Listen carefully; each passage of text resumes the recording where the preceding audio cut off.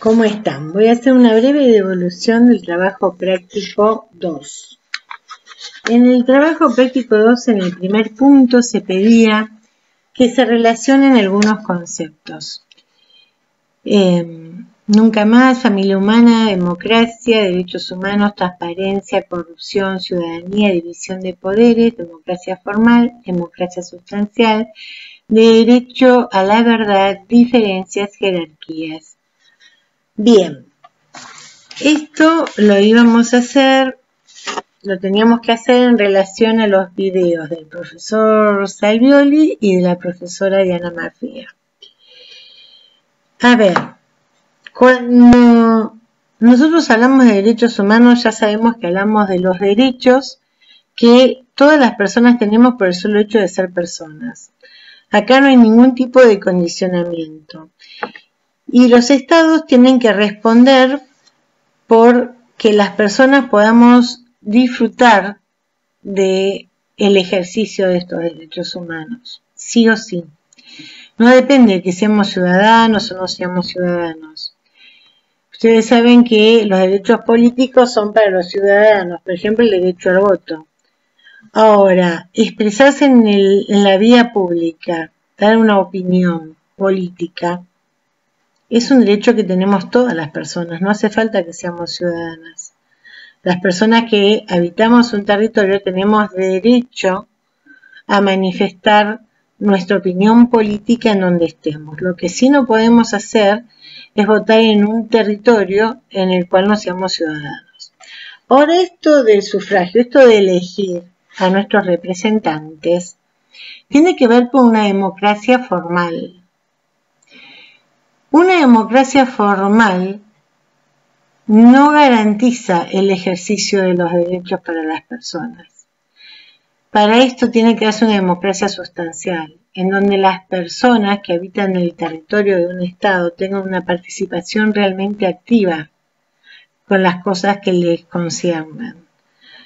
Que tengan una participación activa que sirva para achicar la brecha de la desigualdad. Que tengan una participación activa para realmente ejercer las libertades individuales que tenemos todas las personas. El derecho a la información, por ejemplo. El derecho a la verdad tiene que ver con el derecho a la información. El derecho a la transparencia. El derecho a la transparencia tiene que ver con el derecho a la verdad y con el derecho a la información. Por ejemplo, transparencia en qué se gasta la plata que el Estado reúne. ¿En qué se gasta la plata que tiene que ir para políticas públicas? ¿Cómo se manejó esa plata? ¿Cómo se manejó ese gasto? Eso tiene que ver con el derecho a la transparencia. Que en una democracia sustancial se puede realmente controlar. En una democracia sustancial se puede controlar si hay corrupción. Esa es la ventaja de la democracia, que tiene los mecanismos para controlar la corrupción en caso de que exista, denunciarla y tratar de transformarla, tratar de evitarla, de achicarla, por lo menos promover que disminuya la corrupción. En una democracia están los mecanismos para controlar la corrupción, para exigir transparencia en el gasto del Estado, para ejercer el derecho a la verdad. Eso no se puede hacer en una democracia que no es sustancial, porque la persona tiene que ejercer su ciudadanía activamente, y la persona que no es ciudadana también tiene derechos que tiene que hacer respetar y que el Estado le debe garantizar. Porque el Estado es garante de derechos. El concepto de familia humana se refiere a que los derechos humanos no están pensados para un grupo determinado, sino para todas las personas, para toda la familia humana. No hay persona que no sea considerada con derecho a ejercer sus derechos humanos. Usted me va a decir, sí, pero no en todos los estados se pueden ejercer los derechos humanos. Es verdad, pero debiera poderse. se procura la universalidad, se procura ampliar. Los derechos humanos tienen la característica de universalidad, la característica de progresividad. Siempre vamos a ir por más. La meta, el objetivo es que los derechos humanos puedan ser ejercidos por todas las personas, no por algunas dependiendo de dónde vivan, de a qué clase social pertenezcan, del color de su piel, el nivel de estudio, no, o sea, el género, no tiene que ver con nada de eso. Todas las personas tenemos que poder ejercer los derechos humanos. Bien, esta cuestión que habla de diferencias y jerarquías. Esto tiene más que ver, nosotros sabemos que en una democracia sustancial se achica la brecha de la desigualdad, de todas las desigualdades. Esto tiene que ver más que nada con el video que estuvimos viendo de la profesora Diana Mafía, ¿no? Ella nos explicaba cómo las diferencias que venían por sexo biológico, no por género, que el género es una construcción social, histórica, subjetiva y colectiva también al mismo tiempo, sino las diferencias sexuales biológicas terminaban construyendo jerarquías.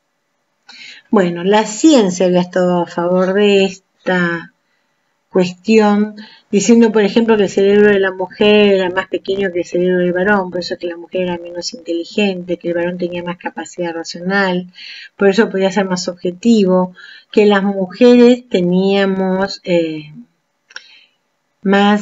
naturalmente éramos más subjetivas, teníamos más sensibilidad, por eso que estaba bien para nosotras todo lo que tuviera que ver con el cuidado de otras personas. Quiero hacer una aclaración. Aquí hay un trabajo, el nombre no importa porque todo sirve para que todos aprendamos, que dice: como venimos diciendo, la participación se ve afectada por esta falta de capacidad femenina frente a la racionalidad, abstracción y universalidad masculinas.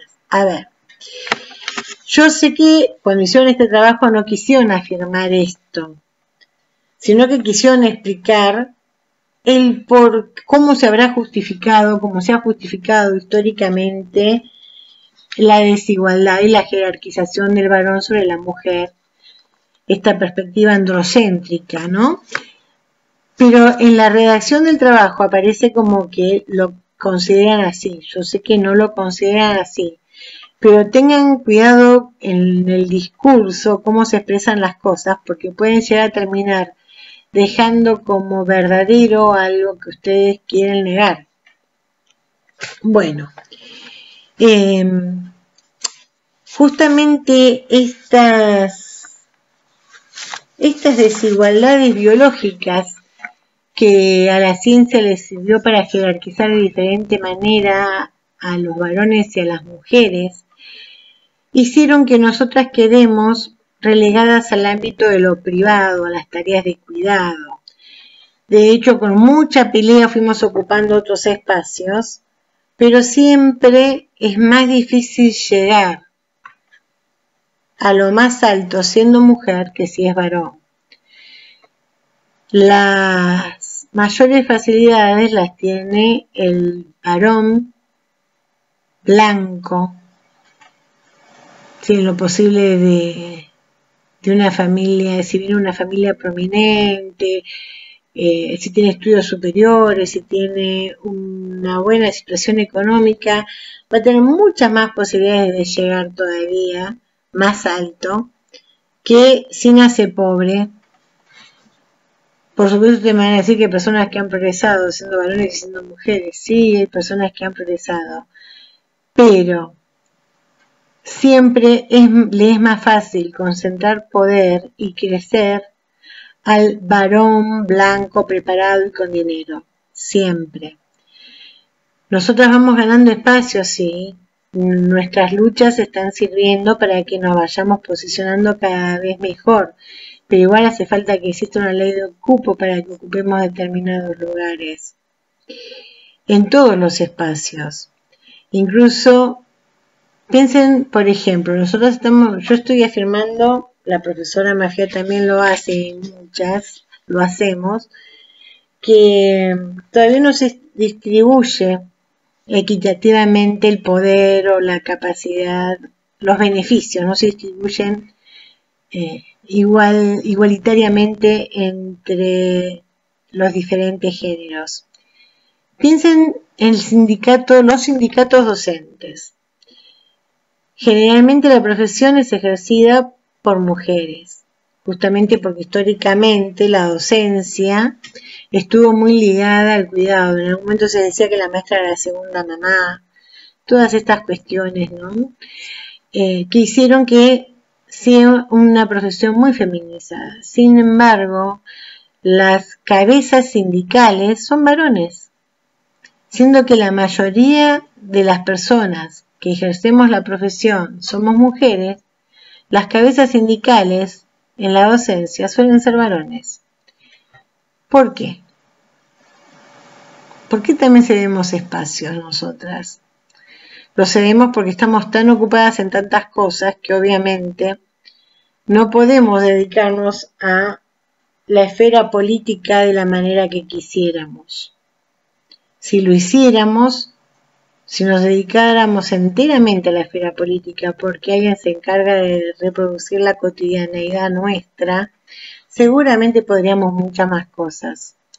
Pero en general, esta división de que el hombre produce y la mujer reproduce la cotidianeidad en el ámbito de lo privado y el hombre produce para el ámbito público, es una cuestión que tiene que ver con esta traducción de diferencias biológicas en jerarquización. Eso en varios trabajos no está explicado. Les digo para que lo tengan en cuenta.